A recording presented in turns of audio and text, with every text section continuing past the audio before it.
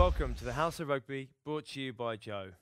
As always, I'm joined by my wonderful, recently retired friend, Sean O'Brien. Shawnee, what did you get up to with your weekends now? All that spare time?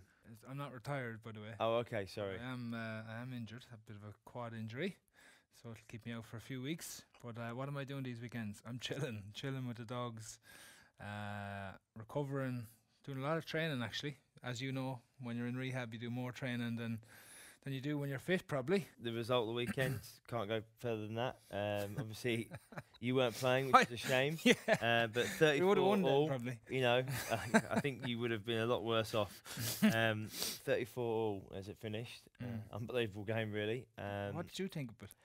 Well, for us, obviously, disappointment to be 34-8 up. But you're going to give us a lot of credit, obviously, for the way we came back into it. And well, I am, yeah. Yeah. I am, but we're still disappointed. I think a game we shouldn't be losing from that position. But the boys, in fairness to them, stuck to the task, kind of threw caution to the wind in that second half and played some nice rugby. Well, I said credit to Irish come back with 14 men. And you it's killing you to say this stuff. No. And if there's one thing to come from it is that you found yourself a winger. I mean, that's one of the best individual tries I've seen for a long time. Kyle has been training really well, actually. He's probably been knocking on the door now all season, really. He's been, since he came in, he's been electric. I thought he was a Kiwi at first because he had that dodgy mullet. You think another Scottish mullet like Watson, but he's electric. Works hard, does his job, and he can certainly finish. Moving on to the internationals, massive day on Saturday. Let's start with Ireland, 60 points to 5 against Japan. I don't think many people saw that with how competitive Japan have been, but Sexton's 100th game, Conway gets a hat-trick. Ireland looked pretty impressive to me. I thought they were very, very good. It wasn't just set-piece dominance, it was across the board. They moved the ball really well. I agree with you totally. I think it's the most complete performance I've seen Ireland play in the last three and a half years.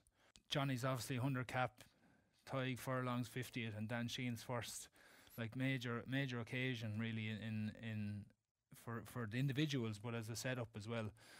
So that added to it as well. And the one thing that I think that I was really impressed with was, it's not that Japan were very, very poor. We never gave them a chance to get into any type of shape or into that free-flowing game that they want.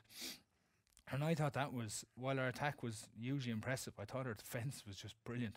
We just put so much pressure on the minute they got the ball back, and it was like one big line. A very, very positive start for Ireland in this campaign. It's hugely exciting as an Irishman, and for those boys that are there as well going forward. Big thing for me was seeing Conan in the wide channels. It looks like it's one game, but he's obviously got a lot of confidence from the Lions. Yeah. I thought he was exceptional in those wide channels. I think they've kind of been given a license now to back their skill set. I knew years ago that Tyg Furlong's had to offload, Andrew Porter the same. All our forwards are able to ball handle, but we were just drilled for so long of low risk strategy in terms of when Joe was there. It was all about the carry and the breakdown. It wasn't really about offloading. So I think that's what you're seeing. I think you're seeing an Irish team that wanted to express themselves in a way that they think of the game now, which is really, really positive.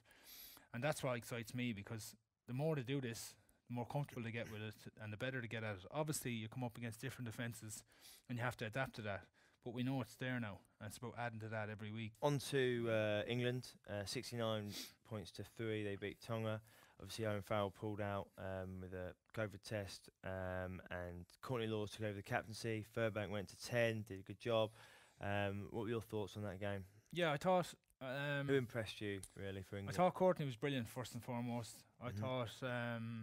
massive accolade for him. Yeah, he's huge. But he captain his country. Just that tackle... it was actually an incredible piece of work to watch, but that's what he's about.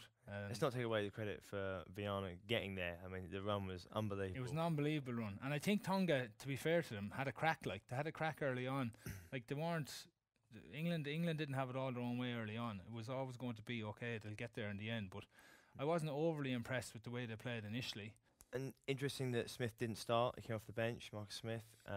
Thoughts on that? And just seeing him off the bench was obviously great for English fans. And looking ahead to next week, how do you think they'll go with that? They'll probably stick with him on the bench, I think, because when he came on the weekend, I think you can see the England team around him as well. They all get excited. they all know what he's going to bring now, and they're all alive to everything that he does. Even that try he got off Slady's break, it was like you can see all the English jerseys. They're all flooding through the line the minute he gets that ball and moves it. South Africa at Wales, obviously, big talking point first and foremost. Pitch invader, 15 all. Some stupid fan comes on. You can call him a fan.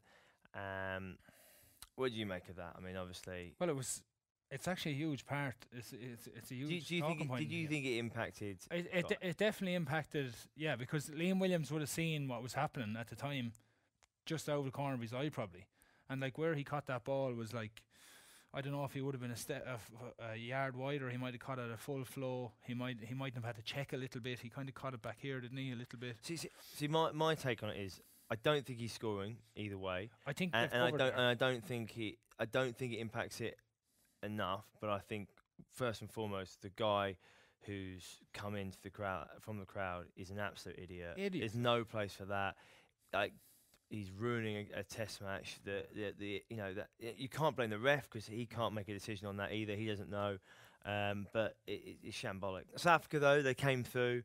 To be fair to them, they had the fire alarm go off in their hotel at 4 a.m. and 7 a.m. Yeah. Not the first time this happened in Wales, by the way, with teams. Is it not? I thought Wales were going to do it. I tipped Wales obviously to win that game. The Springboks really stuck at it though, and put them under all sorts of pressure at set piece. And some of the big players for the Springboks stepped up when it really mattered. Khaleesi, I thought, was unbelievable at times. Am was brilliant in the centre. Stain, when he came on, incredible. New Zealand, Italy, we'll just briefly mention it. As expected, New Zealand win. I thought they were actually relatively poor for New Zealand. A lot of mistakes, forcing it. I mean, how many tries they scored from their maul, which is a surprise. Maybe credit to Italy. They looked organised. Their kick chase was good. They defended well. I think it's the first time I've seen the All Blacks rock up to a game and probably thought, we're just going to wipe these lads off the park. And the Italians, in fairness to them, they came off the line. They tackled pretty well. So I reckon they've actually improved a lot. But I think the All Blacks mentally weren't where they need to be, and that will change this week though against the Irish, and it'll be a completely new team this week, I think. Yeah. Well, we did our predictions last week. I'm now on 10 points. You're on 8 points. You unfortunately got the Wales-South Africa result wrong, but it takes a season total at the moment to 14-12 to me. Looks like stakes on you at the moment. It'll be a half a sirloin. I think it's the worst place of all time. So I think I get to choose, actually. I think that's I didn't hear that. I think that's the rules. We'll see. Moving on though, the autumn internationals are coming thick and fast, and there's some more games to look forward to. We've got Italy versus Argentina on Saturday, Scotland versus South Africa, Ireland versus New Zealand, and England versus Australia. Big game, obviously. And then on Sunday, we've got France versus Georgia and Wales versus Fiji. Scotland, South Africa. Obviously, Wales pushed them close last week. What do you expect from that game? I think Scotland will move them around an awful lot more than Wales did. I think they'll play a lot more. Do you think that's something that everyone talks about, but there's a reason why people can't do that? It's not as easy, One, the set piece, you get put on the front of the line out, or you push back, you turn the scrum turns, and then secondly, they're so aggressive with their defence. You have to be so accurate in terms of going wide. You have to be so precise in getting there. I just think that's the way Russell will want to run the team next week, especially after his experience with the Lions. He'll want to move them around. He'll want to run them around the place a little bit. He'll create ways of doing that, obviously, during the week. But I think you'll see a lot of running rugby from Scotland. I think the teams that have been successful against South Africa are the ones who start well and they get parity in a set piece and they get points on the board. And they force South Africa to chase the game. If you can get more than one score ahead and you force them to chase, that's when they unravel. Another huge game, Ireland-New Zealand. You must be feeling a little bit confident. Very optimistic. But again, you're playing the All Blacks. But the boys this week, I know well, they'll be licking their lips. This is what they're building to again this November. They'll be licking their lips. They'll have a really good plan at home, sold out of Viva Stadium. So it should be a great day. But I'm really, really excited for what way they'll approach that again with the same type of style we've seen this weekend. And England-Australia, another big game. For me, No, Karevi for Australia is massive, especially with Tuolangi back for England. That midfield battle will be huge. What would you do? I'd go Marcus, Owen and Tuolangi. But it's also because he's been talking about that axis for the last couple of weeks. I think he's going to give that a go, and whether it's this week or the week after, I don't know. But maybe he would have done that actually last week if Marcus had been available to train early on in the week. So yeah, maybe you're right. Maybe he will go with that this week. I think that would be me. And then Wales, Fiji. Obviously, after a tight loss for Wales, you know, you want to bounce back, but everyone loves Fiji. Everyone wants to see them play. They hope it's dry. They hope they're going to offload everywhere. They're a bogey team for Wales, really, as well. Over the They are. They've always given them a good game. Not a bogey team, but they've always had like crackers of games, World Cups. They'll play. Like if it is a dry day, brilliant. Like and they'll relish being in the Principality again. You know, full stadium. I just hope for Fiji's sake they've had good enough preparation. Because they've obviously not had their coaches over. They've got a group of coaches who they've just met for the first time in the last couple of weeks. As always, me and Shawnee have done our predictions for this week's games. If you want to play along at home, let us know your predictions in the comments section. Earlier in the week, me and Shawnee caught up with the England, Leicester and Newcastle fly half, Toby Flood, on what he's been up to. Toby, good to see you. Or is it Tobias, Gerald, Albert, Cecil, Leven, Flood? Is that a wind-up on Wikipedia, or is that actually your name? There is one that is a wind-up. One is stuck, because Ben Kay said something, and it's just somehow stuck. That is actually your name. Wow, okay. Yeah, well, you'll fit in at Cambridge, no doubt, with that. But before we get to that, what's life like in retirement now? Obviously, as a skills coach up at Newcastle, how are you finding it? Yeah, it's been good. Like, still definitely trying to make that transition out of a player. Still feel comfortable around the lads, but also less around the coaches. You know, you keep getting to feel like you get told off at one point for doing something. So but it's really enjoying sort of trying to add value with the boys and trying to help them with the bits and pieces like the skill side of things and the kicking. It's been all right. Was it quite an easy decision at that point, or were you prepared to go to the next stage, or was it just had to happen? I think it had to happen. Yeah, I mean, it was a tough one. It's never easy to give it up because you always think with the need of the way it was, and it's just got to the point where I was just carrying it all the time, and then I'd kick or I was just hindering myself. Like the heart still wanted to keep going a little bit, but in reality, it was my time to call it. It's a weird one because I feel like that at the minute. Shawnee is actually retired. He doesn't play rugby. No, but I suppose I know you're saying like that. It was through injury, like, but had you thought about it at the end of last season? Was it something that was playing on your mind for a while? Yeah, a little bit. Look, I think you. I mean, Goode, you still look as though you're like 22 years old flying around. So I'll take Sean as an example. But the space you once saw that you were able to get through or do, or that skill you were able to do, or whatever it may be, sort of post 32, 33, just became much harder for me to try and do. And then it just became a constant sort of battle of having almost to facilitate the game rather than having a massive impact on a game. So it was always sitting there a little bit in my mind.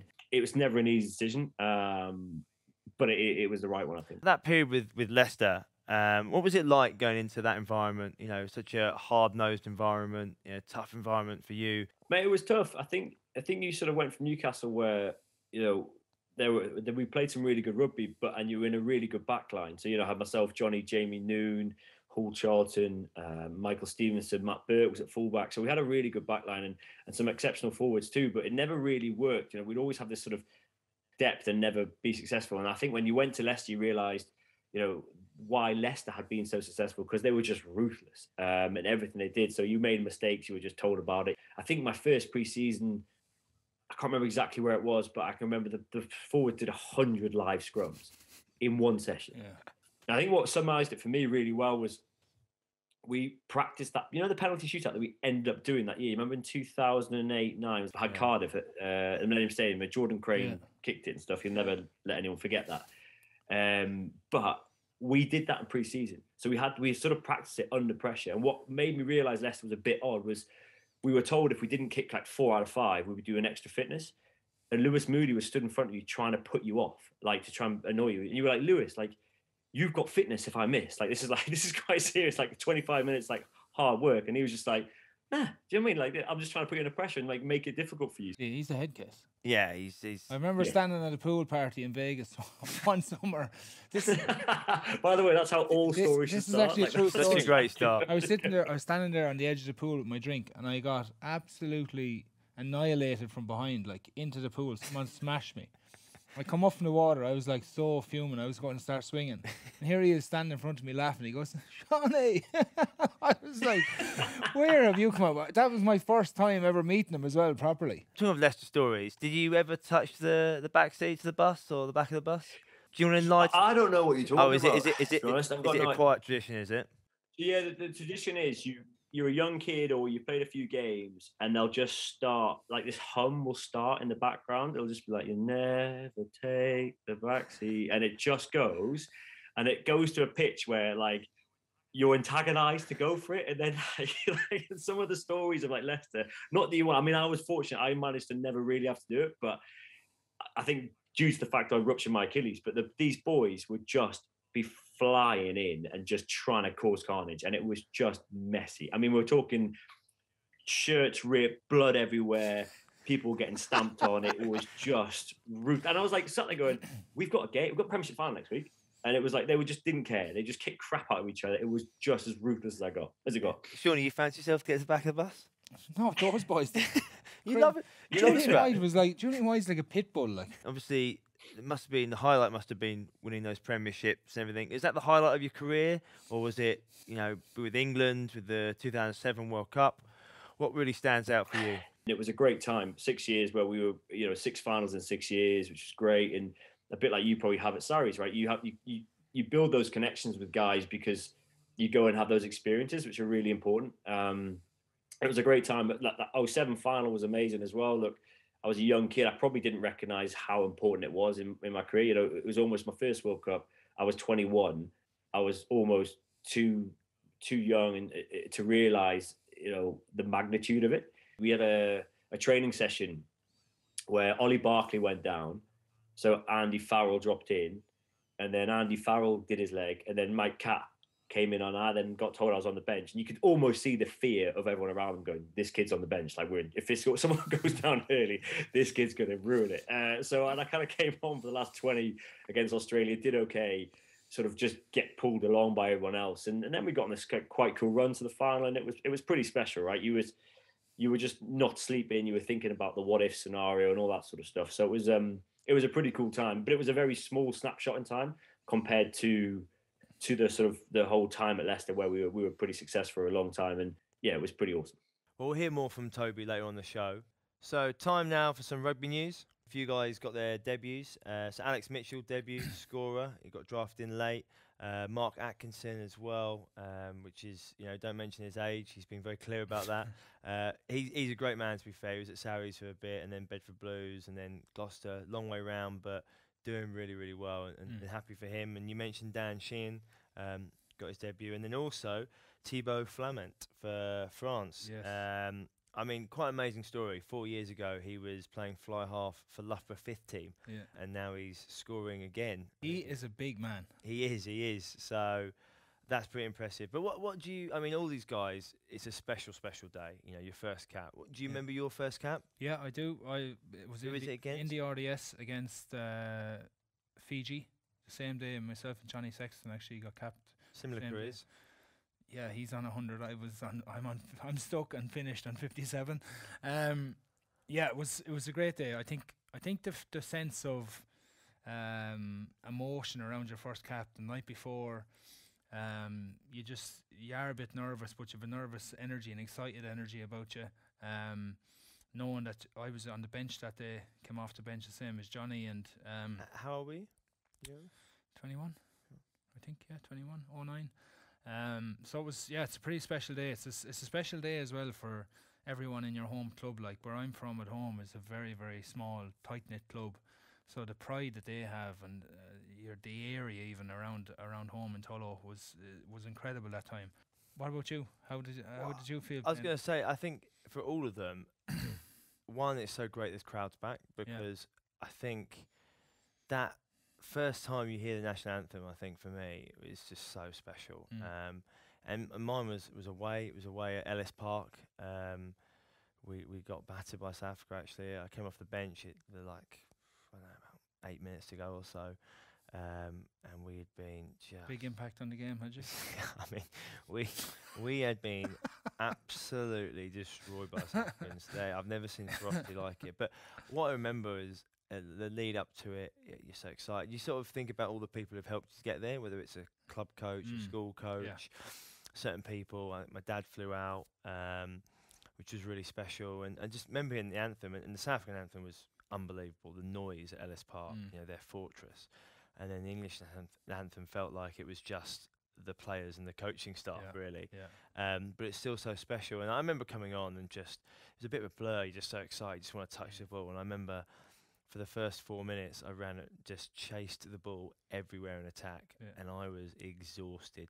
And I couldn't believe it. Everyone's looking at me like, why are you knackered? And I just chased the ball for 4 minutes. But luckily it went all right. And then I started the next week, to be fair, and we drew at Port Elizabeth against South Africa. That was it then after that. Yeah, that was it. Never played again since, actually. So, done. And in other news, Romain Poite has retired. One of my favourite referees. Is he? His 15-year career. He's he's synonymous in refereeing. Everyone knows him.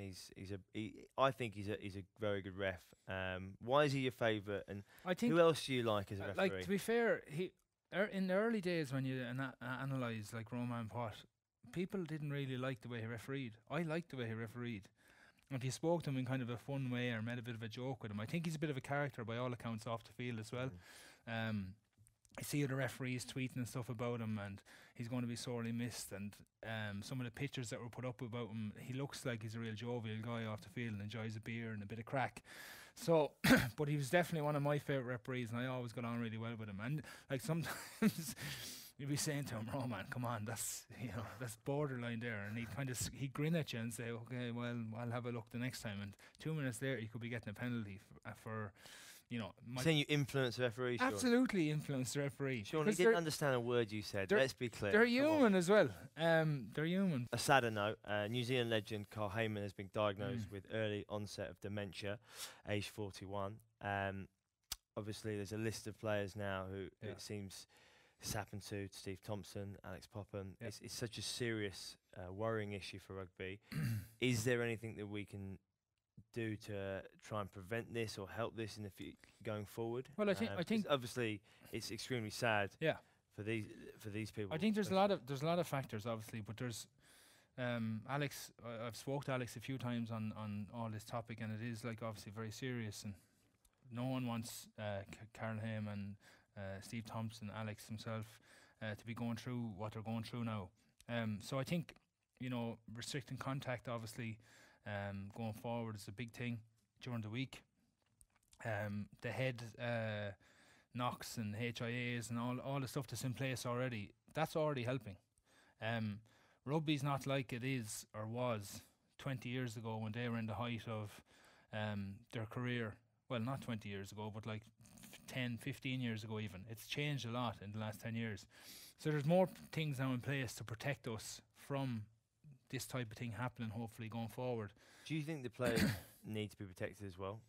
Because from ourselves? I think sometimes you do. It depends on the individual as well. I think everyone knows now you've only one brain, and the amount of knowledge that we've gained over the past couple of years and the surveys and the information that we receive out there now, it does hit home with you a little bit. Not like years ago, even as a young fella, you'd go head first into something. You get up, you might be seeing stars for a minute or two. You're still going. You're not saying, here, listen, I need to go for a HIA. Nowadays, I think if you have a bad head knock or get a bad head knock, you know what the right thing to do is go off for a HIA and get assessed and make sure you're in a good place to proceed or stay off. Even the protocols now, if you have a slight concussion, to come back in, like it's a gradual introduction back into rugby over a 10-day period. So there is things there to prevent this happening, and I think back then they weren't in place. There was nothing like that in place for concussions back then. If you were concussed or if you're knocked out completely, you were carried off the field. You weren't going off for a HIA. So what World Rugby are doing now, and clubs are doing, and all the information that's out there for us as current players, is a lot better than what was there 10 years ago. So there is things in place. It is improving. Does it have to keep improving? Absolutely, to prevent all this happening. That is one thing for certain, and the likes of these boys will do a lot for rugby as well because of the awareness factor of it and how they feel and the information that they will give on the back of their own, I suppose, diagnosis. I think that's really important is the information. We still don't know everything about concussion, head knocks, like what happens to our brains in that sense. And I think the more information we can keep getting from it and learning from it, the only way we can help the player welfare going forward. We don't want to see the end of rugby. We don't want to see the end of contact. But there are obviously initiatives at the moment. We saw it in our game of the weekend. That anything to the head, you have to be so careful of. And that is the way it has to be. You know, if we don't, then we are going to have so many issues going forward, and so many kids who don't want to play. And you run the risk of that stuff happening then. So that's why these protocols are there, and that's why they have to be adhered to at all times going forward. Time now for part 2 with Toby Flood. Toby, we've had some fans send us in some questions, so I'll kick it off. So Tyler Elliott on Instagram asked, what is your biggest regret in your career? I don't think I've got really regrets, right? I think there are moments you want to do better, right? I think that's ultimately what, they do. Like that relegation year, there's so many things that roll through your head, like what you could have done, how you could have operated, what, had I not done this, etc., etc. There's a couple of standout moments, don't get me wrong, but you're like, had we won that game, done that, etc. I think there's always going to be final games as well. Like that last game for Leicester, we lost in the last minute to Northampton. That was a tough one. They're just games, really. I don't think there's a massive regret. There's no decision that I've taken at the time that I've regretted. I just think there's potentially how you've acted or what you've done in games or off the field potentially hurt you as an individual, or it didn't. So that's probably the biggest thing. It's little bits you look back on and think, maybe I could have done that better on and off the field. Fair play. We've got another question here from Nigel Clarkson. He asks, who should start at 10, 12 and 13 for England? Mate, big one, isn't it? It tickles me, isn't it? I think you sat there and everyone's gone, Marcus Smith has to play. Best player in the world, right? Best player in the world, best, etc. And then the moment he's been picked, everyone's gone, geez, George Ford's playing well. It's like, you can't win, right? You kind of screw. And so you're going to have this weird area where you're, yeah, but someone can't play. And it looks like it's going to be, whether it's right or wrong, I think it looks like it's going to be George Owen, and you're probably picking Manu, aren't you? I think. So I'll probably go that safe bet. I'd love to see, a bit of a mixture of Slade and Manu in there as well. So I think your captain starts. He's going to play 12. It looks like Smith will be given his opportunity at 10. So they're done. It's just what you want to do at 13. And I think you do need, with those two in there, and potentially the back three they're going to pick, which will be very pacey but not big. You'll need Manu if he's fit. Yeah, I agree. I think Manu's a necessity. Ricky Lee Anderson asked, did you ever feel like you were being pushed to play like Johnny Wilkinson? Was your natural game being suppressed because he was around? So I don't think I was ever suppressed. I think I was very much encouraged to be myself. I think over time, like any player, you probably start to become a bit more aware of how you should operate and how you should play as a 10. You can't probably take certain risks in certain areas. So that level of suppression didn't necessarily come from him, but probably came, when you move clubs, you went to Leicester, it was much more of a control-based game. And then when you move around, I think that was probably the part of it. But I never felt suppressed or had to play like anyone else to warrant my position at all. Well, Tobias, Cecil, Flood, it's been a pleasure. Great to see you, and we wish you all the best for the rest of the season with Newcastle. Cheers. Take it easy. Cheers, boys. Cheers. Take care. Right, so it's now time for Good Week, Bad Week. And this week's Good Week goes to Vince Lithgow of Seaton Carew, who is still playing competitive rugby at his local club, aged 60. 6-0, Shawnee. That's a pretty good effort. I mean... And he's in the shape of his life. He looks like he's in great nick, to be fair to him. Yeah. Better nick than you. Nah, that's not funny, Sean. I actually play rugby unlike you. How many hip replacements? How many hip replacements did you have had at 60? You've had one already, so. I've had one already, yeah. Probably the second one, to be fair. have a hip replacement on a hip replacement. That's what club rugby's about, isn't it? Anyways, who's this week's bad week, Sean? The bad week this week goes to that idiot of a Welsh fan. He caused a scene. He potentially caused an influence on the game, and just for being an all-round idiot. So, Shawnee, and this week's sin bin, who are you giving it to? We are giving it to the lovely, lovely hairstyle of Henry Slade. Whatever he's thinking of here. Can I just ask the question? Just pose it here that you're giving stick to people with haircuts, are we? What do you think of mine at the minute, actually? By the way, genuinely, now I want an honest answer. It looks like a single man trying to get a date. It's fair. Yeah. It's fair. Nothing but truth. Well, it's there. good. It's okay. Yeah, it's actually. Thank I you. like it. Yeah, it's good. Well, Shawnee, that's all we've got time for. Thanks to Toby for joining us and for you for being here in the studio. I know you've got such a busy weekend at the moment. This has been the House of Rugby, brought to you by Joe.